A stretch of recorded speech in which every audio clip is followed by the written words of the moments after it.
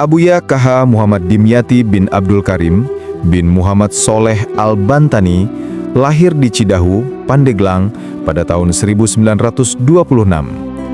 Sejak kecil, ia sudah mendapat pendidikan agama dari ayahnya, KH Muhammad Amin, di pesantren keluarga di Kalahang, Cadasari, Pandeglang. Lingkungan keluarga yang religius membuat kecintaannya kepada ilmu agama tumbuh kuat, sehingga ia kemudian menempuh perjalanan panjang dalam mencari ilmu.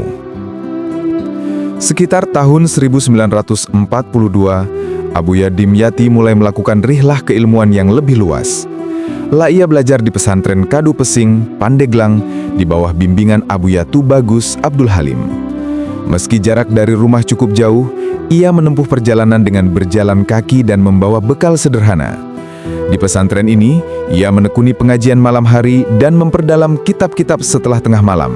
Hingga akhirnya pada tahun 1949, ia mendapatkan ijazah Tarikah Qadiriyah wa Naqsyabandiyah dari gurunya.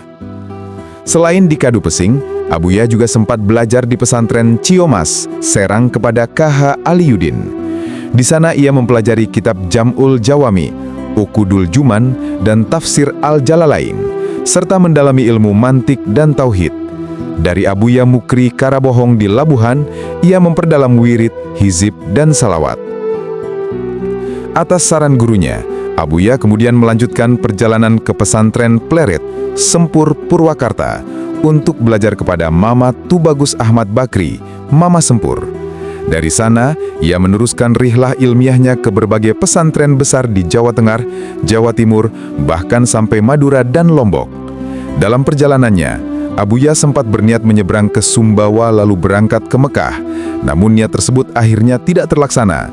Sebagai gantinya, ia memilih melanjutkan belajar ke pesantren Al-Hidayat Lasem di bawah KH Baidlawi. Di tempat ini, ia dikenal sangat tekun hingga mampu menghafal Al-Quran 30 juz dalam waktu 4 bulan. Setelah dari Lasem, Abuya melanjutkan perjalanan ke Pondok Pesantren Bendo, Pare, Kediri yang diasuh oleh KH Hozin Al-Muhajir sekitar tahun 1957.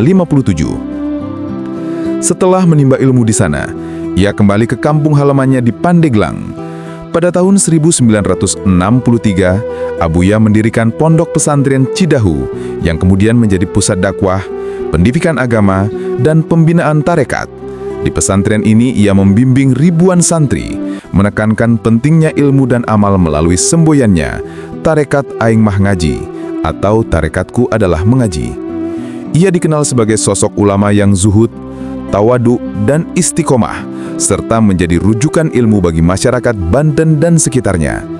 Abuya Dimyati wafat pada tahun 2003 dalam usia 77 tahun. Kepergian beliau meninggalkan duka mendalam, tetapi warisan keilmuan dan sanad spiritualnya terus hidup melalui murid-murid dan pesantrennya yang hingga kini tetap menjadi cahaya bagi umat.